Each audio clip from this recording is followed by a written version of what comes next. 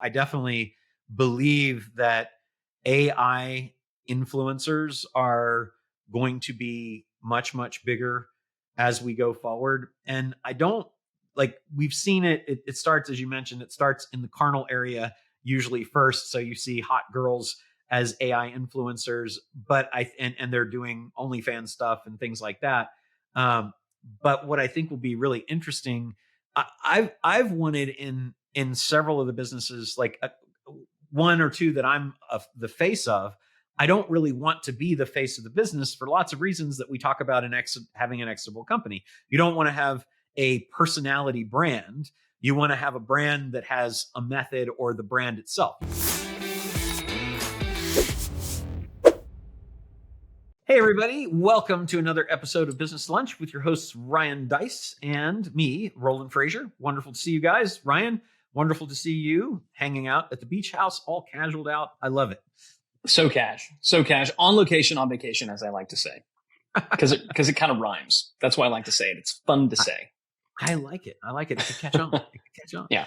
So this is the time of year when both of us take time to think about the new year, as many people do. And I thought it would be kind of fun if we shared a little bit about what we're thinking 2024 looks like for our businesses, for us, etc. What are you thinking right now? Yeah, well, I want to say at the just before we get started, for all of our listeners, this is kind of part two. In the previous episode, if you didn't catch it, we gave all of our key lessons from 2023, and so this is really us applying. Okay, based on what we experienced this last year and what we're seeing, what do we think 2024 is going to be about? So, just saying, if you haven't listened to that, might want to go over it. It'll perhaps provide some more context, but. In terms of what I'm really seeing in 2024, I actually think that 2024 is going to be the first less but better year that we've had in a very long time. And so I think that, algorithmically speaking, every single social channel rewarded being everywhere all at once, all the time. Right? That was how you kind of got to be big. I think now what we're seeing, and the people I'm talking to in my own experiences, what people are seeing is the algorithms are now supporting those things that are rising to the top. And where I think this can be problematic for a lot of folks who are looking to, break through in certain niche channels on, in social. And I'm talking about whether it's TikTok or it's Reels or it's YouTube. I mean, you name your social channel of choice, Twitter even. All of these have moved away from the emphasis around subscribers and followers. And now everybody's feed across all these social channels is now all AI algorithm driven. And it is showing you what they think you're going to respond to. And that where this is unfortunate for a lot of brands, unless you're entertainment, is most people respond to some of the most kind of base carnal things. And most of the people out there aren't selling that.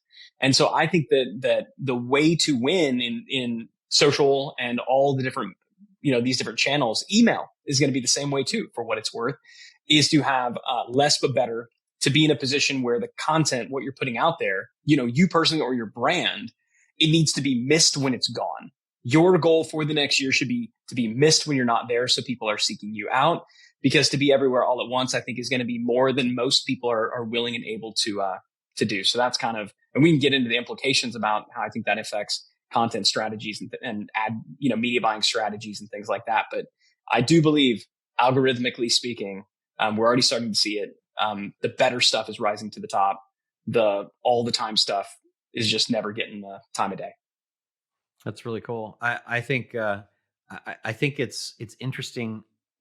I never know, because I don't feel like I'm the average person. It's I try to be mindful when I'm thinking about our marketing and stuff like that, that if I don't like something, it doesn't mean that it's not good. It just means that I'm not the market, am I the market? Right.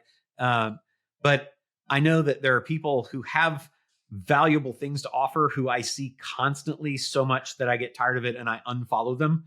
And so it'll be interesting to see, does that post 10 times a day thing, that Grant Cardone style of being so in your face all the time across everything, is that going to continue to be successful or not? I don't know. I definitely believe that AI influencers are going to be much, much bigger as we go forward. And I don't like, we've seen it starts, as you mentioned, it starts in the carnal area usually first. So you see hot girls as AI influencers, but and they're doing OnlyFans stuff and things like that. Um, but what I think will be really interesting, I've wanted in several of the businesses, like one or two that I'm the face of. I don't really want to be the face of the business for lots of reasons that we talk about in having an exitable company. You don't want to have a personality brand. You want to have a brand that has a method, or the brand itself. You can be Warren Buffett promoting Berkshire Hathaway, but if you die, if you're Richard Branson and you've got Virgin and you die, Virgin continues on. Berkshire will continue on, although they'll need to find another spokesperson because it's been very helpful and important. So, um, how do you replace yourself in in a way that doesn't build a dependency on another human being who then can kind of blackmail you into having to pay them more and more because of their ever increasing importance that you're creating by pouring money into media dollars to promote them? And I think one of the big ways around that is going to be AI influencers. And so, like for me, for our companies, rather than having me be the spokesperson all the time and hiring other people or promoting people who are working with us, but that then would have their own brand and be very likely to go off and start their own businesses on the back of our promotion, I can now have virtual spokespeople that are not me, that are giving different perspectives and different appearances as spokespeople for our brand that we control and we own.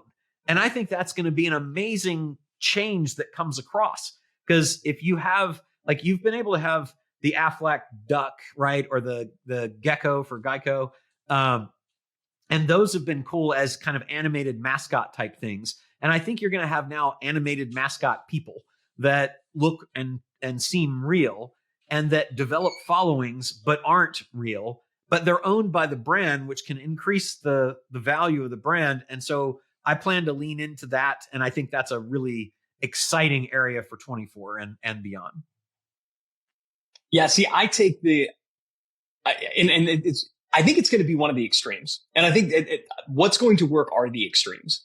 I think there's going to be nothing in the middle, and so this is because what we've been testing is one extreme, and before that there was a different extreme, and so on the people front, on the brand front, I think people are going to want real life humans that they that they know, like, and trust, and that they miss when they're gone, right?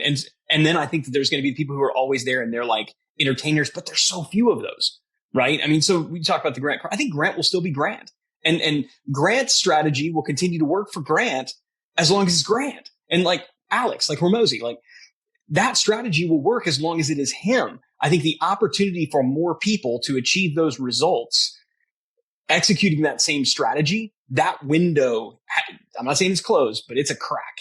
It's narrowed dramatically to get in there. And when you're there, boy, you better be better than all the incumbents. And I think it's harder to be better than the incumbents because they've just been doing it longer than you.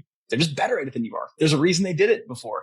So if you can't play that game, then the game that I would play is is the less but better. And I think that this is going to take the form of long form content. Like, so I think long form is absolutely going to make, is making a resurgence.